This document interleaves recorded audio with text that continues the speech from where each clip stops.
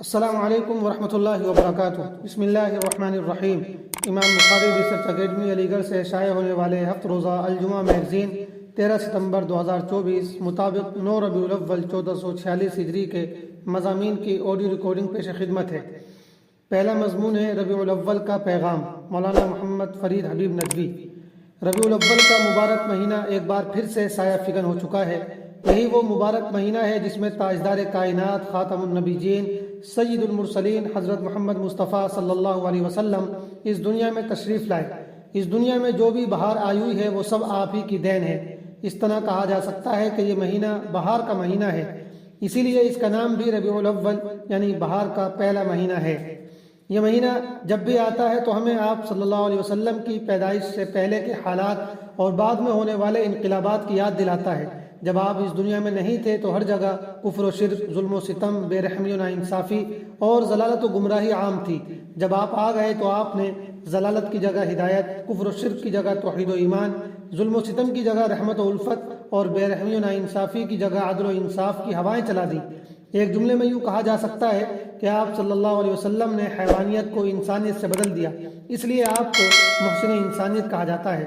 آپ نے ایک ایسی جماعت تیار کی جو رشک ملائک تھی، ایسی جماعت جو دن میں جہاد و معاش میں مصروف رہتی تو رات میں عبادت و قیام میں، جس کے دن روزے کی حالت میں بسر ہوتے تو راتیں تلاوت قرآن میں، ایسی جماعت جو امانت و دیانت، صدق و سچائی اور اخلاق و کردار کی انتہائی بلندی پر تھی، ایسی جماعت جو بازاروں میں بھی اسی طرح اللہ سے ڈرتی تھی جس طرح مسجدوں میں، جو اللہ کے حقوق بھی ادا کرتی تھی اور انسانوں کے حقوق بھی۔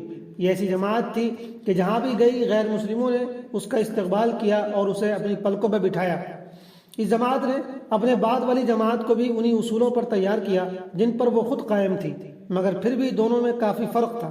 پھر بعد میں آنے والی ہر جماعت اپنی پہلی جماعت سے دین و عبادت اور اخلاق و کردار میں پیچھے ہوتی چلی گئی، حتیٰ کہ اس وقت جو مسلمانوں کی جماعت ہے وہ اتنی نچلی سطح پر آ گئی ہے کہ بہت سی چیزوں میں اس جماعت اور دوسری جماعتوں میں کوئی فرق محسوس نہیں ہوتا۔ ابتدائی دور کی مسلم جماعتوں میں آپ نہیں دیکھیں گے کہ وہ جھوٹ بولتے ہوں، دھوکہ دیتے ہوں، دوسروں کا حق مارتے ہوں، ناپ تول میں کمی کرتے ہوں، چیزوں میں ملاوٹ کرتے ہوں اور دوسروں کو تکلیفیں پہنچاتے ہوں۔ اس طرح کی اکا دکا مثالیں مل جائیں گی، مگر اس جماعت کے بارے میں عمومی تاثر یہی تھا کہ مسلمان جھوٹ نہیں بولتے، دھوکہ نہیں دیتے، گندے نہیں رہتے، ملاوٹ نہیں کرتے، پڑوسیوں کو تکلیف نہیں پہنچاتے اور یہ کہ عبادتوں میں کوتاہی نہیں کرتے۔ اس کے برعکس آج کے جو مسلمان ہیں ان میں اکا دکا اچھی مثالیں مل سکتی ہیں، مگر عمومی صورتحال یہی ہے کہ وہ گندے رہتے ہیں، جھوٹ بولتے ہیں، وہ بے ایمانی کرتے ہیں، وہ دھوکہ دیتے ہیں، وہ محنت نہیں کرتے، وہ کام چور ہوتے ہیں، ساتھ ساتھ اب ان میں عبادت کا ذوق و شوق بھی نہیں ہے۔ یہ صورتحال دیکھ کر افسوس ہوتا ہے۔ یہ ہمیں سوچنے پر مجبور کرتی ہے کہ کیا مسلمان بھی ایسے ہو سکتے ہیں؟ اس میں کوئی شک نہیں کہ آج بھی بہت سی چیزوں میں مسلمان غیر مسلموں سے بہت بہتر ہیں، لیکن سوچنے والی بات یہ ہے کہ جن چیزوں میں وہ غیروں سے کمتر ہیں تو کیوں ہیں؟ مسلمان اخلاق و کردار کے ہر پہلو میں دوسروں سے بہتر کیوں نہیں؟ رسول اللہ صلی اللہ علیہ وسلم کے ماننے والے کسی بھی میدان میں دوسروں سے پیچھے کیوں؟ اس مہینے کا پیغام یہی ہے کہ ہم اس سوال پر غور کریں اور پھر اپنی اصلاح کی فکر کریں۔ محمد صلی اللہ علیہ وسلم کا امتی ایک نور کی طرح ہونا چاہیے۔ جس طرح اندھیرے میں روشنی سے اجالا ہو جاتا ہے، ویسے ہی ایک مسلمان کا وجود اپنے ارد گرد کو روشن کر دینے والا ہو۔ اسے ایسا ہونا چاہیے کہ اس میں اور دوسروں میں ایک واضح فرق محسوس ہو۔ اس کا اٹھنے بیٹھنے، چلنے پھرنے کا انداز، بول چال اور گفتگو کا سلیقہ اور اس کا اخلاق و کردار سب سے نمایاں اور سب سے ممتاز ہو۔ وہ جس فیلڈ اور جس کام میں بھی ہو اپنی محنت و کوشش، امانت و دیانت، پاکی و صفائی اور وعدہ وفائی میں سب سے اوپر اور فائق ہو۔ پھر ساتھ ساتھ اس کی زندگی میں عبادت کا نور اور تعلق مع اللہ کا سرور ہو۔ اس لیے مسلمانوں کو چاہیے کہ سیرت کا مطالعہ کریں، اس کے پیغام کو عام کریں اور خود کو بدلنے کی کوشش کریں۔ دوسرا مضمون ہے رسول اللہ صلی اللہ علیہ وسلم سے سب سے زیادہ محبت کیوں؟ ابو طلحہ بنارسی ندوی۔ حضرت انس رضی اللہ عنہ سے روایت ہے کہ اللہ کے نبی صلی اللہ علیہ وسلم نے فرمایا، تم میں سے کوئی بھی شخص اس وقت تک مومن نہیں ہو سکتا جب تک میں اس کے نزدیک اس کے باپ، اس کے بیٹے اور تمام لوگوں سے زیادہ محبوب نہ بن جاؤں۔ بخاری کتاب الایمان حدیث نمبر 15۔ رسول اللہ صلی اللہ علیہ وسلم سے محبت کا تقاضا دین اسلام کی بنیاد ہے۔ اسلام کا مطالبہ ہے کہ ہر مومن کے نزدیک تمام مخلوقات میں سب سے زیادہ محبوب ترین ذات اللہ کے رسول کی ہونی چاہیے، حتیٰ کہ اسے اپنی جان سے بھی زیادہ آپ سے محبت ہونی چاہیے۔ اگر ایسا نہیں ہے تو اس کا ایمان خطرے میں ہے۔ اب سوال یہ ہے کہ ہر مومن کو اللہ کے نبی سے سب سے زیادہ محبت کیوں ہونی چاہیے؟ اس کے جواب سے پہلے آئیے ہم اس پر غور کرتے ہیں کہ کسی سے بھی محبت کیوں کی جاتی ہے۔ اگر ہم لوگوں کی محبتوں کا جائزہ لیں اور ان کے حالات پڑھیں تو معلوم ہوتا ہے کہ ہر محبت کے پیچھے ان میں سے کوئی ایک سبب ضرور ہوتا ہے۔ احسان، نمبر 2 کردار، نمبر 3 حسن و جمال۔ احسان، رسول اللہ صلی اللہ علیہ وسلم کے احسانات کا دائرہ اتنا وسیع ہے کہ اسے مکمل بیان کرنا ممکن نہیں۔ آپ کی پوری زندگی انسانیت کی فلاح و بہبود کے لیے وقف رہی۔ آپ نے انسانوں کو جہالت، ظلم اور گمراہی کے اندھیروں سے نکال کر ہدایت کی روشنی عطا کی۔ آپ نے اپنی قوم کے لوگوں کو دین کی حقانیت سمجھانے کے لیے شدید مشکلات برداشت کی، مگر سلام ہے اس پر جو لوگوں کو جہنم سے نجات دلانے کی فکر میں خود کو گھلاتا رہا، تکلیفیں اٹھاتا رہا اور پھر بھی رو رو کر ان کی ہدایت اور نجات کے لیے دعائیں کرتا رہا۔ ہے کوئی ایسا جس کے انسانیت پر اتنے احسانات ہوں؟ پھر اصل بات یہ ہے کہ دوسرے لوگوں کے احسانات سے عام طور پر صرف دنیا کا فائدہ ہوتا ہے، جبکہ آپ صلی اللہ علیہ وسلم کے احسانات سے دنیا اور آخرت دونوں کا فائدہ ہے۔ آپ کا بتایا ہوا طریقہ وہ واحد طریقہ ہے جو ہمیں کامیابی تک پہنچاتا ہے۔ آپ کے سوا یہ احسان کسی اور کا نہیں ہے، اس لیے دنیا میں اللہ کے بعد سب سے عظیم اور قیمتی احسان آپ صلی اللہ علیہ وسلم کا ہی ہے۔ یہی وہ بنیادی وجہ ہے جس کی بنا پر ہر مسلمان بلکہ ہر انسان کو آپ سے بے انتہا محبت ہونی چاہیے۔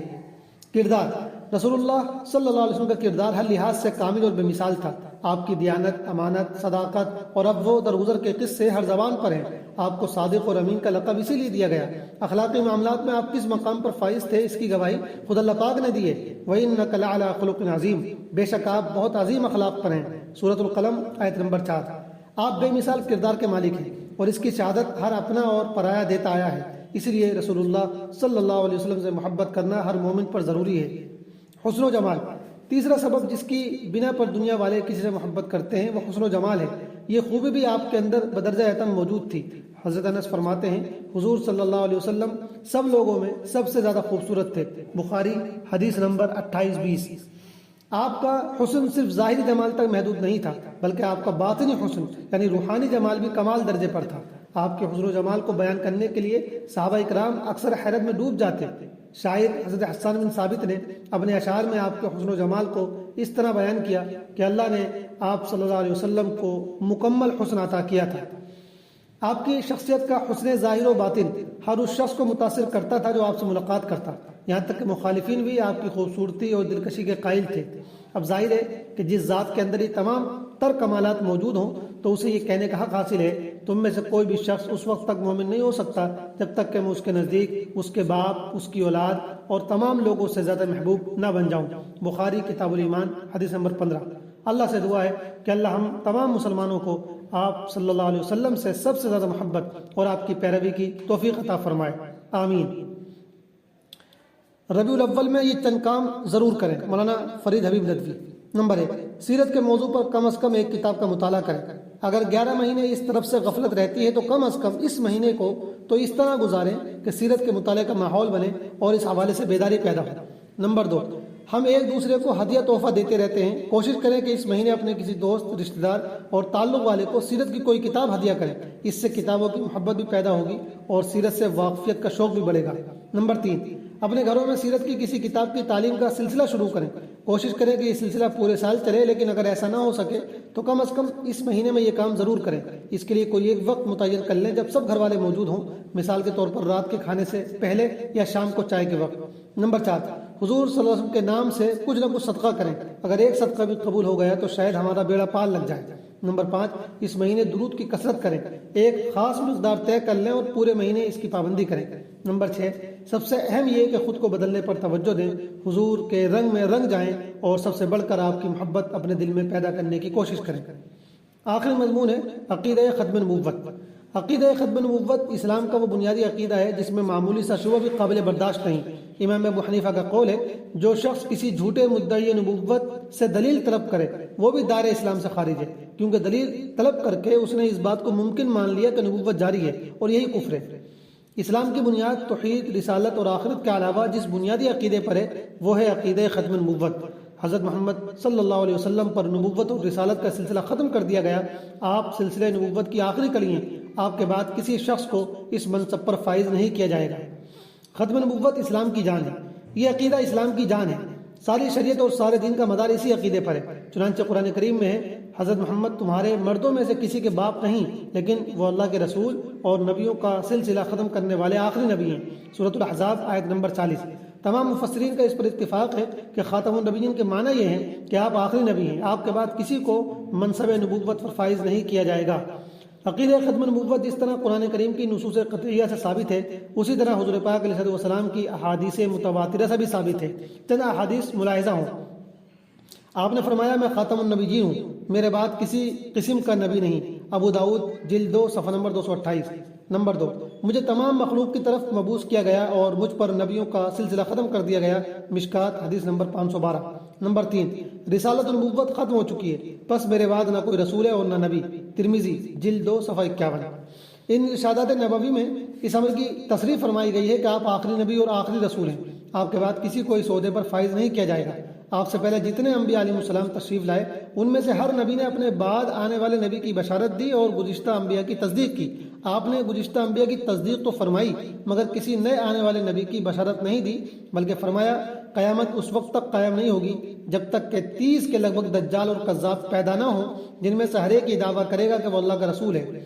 آپ نے فرمایا قریب ہے کہ میری امت میں 30 جھوٹے پیدا ہوں، ہر ایک یہی کہے گا کہ میں نبی ہوں، حالانکہ میں خاتم النبیین ہوں، میرے بعد کوئی نبی نہیں۔ ان دو ارشادات میں حضرت محمد صلی اللہ علیہ وسلم نے ایسے مدعیان نبوت کے لیے دجال اور کذاب کا لفظ استعمال فرمایا جس کا معنی ہے کہ وہ لوگ شدید دھوکے باز اور بہت زیادہ جھوٹ بولنے والے ہوں گے، اپنے آپ کو مسلمان ظاہر کر کے مسلمانوں کو اپنے دامن فریب میں پھنسائیں گے۔ لہٰذا امت کو خبردار کر دیا گیا کہ وہ ایسے عیار و مکار مدعیان نبوت اور ان کے ماننے والوں سے دور رہیں۔ ربیع الاول کے اس مہینے میں ہمیں اس عقیدے کو بھی تازہ کرنے اور لوگوں کو اس سے باخبر کرانے کی ضرورت ہے۔ والسلام علیکم ورحمۃ اللہ وبرکاتہ۔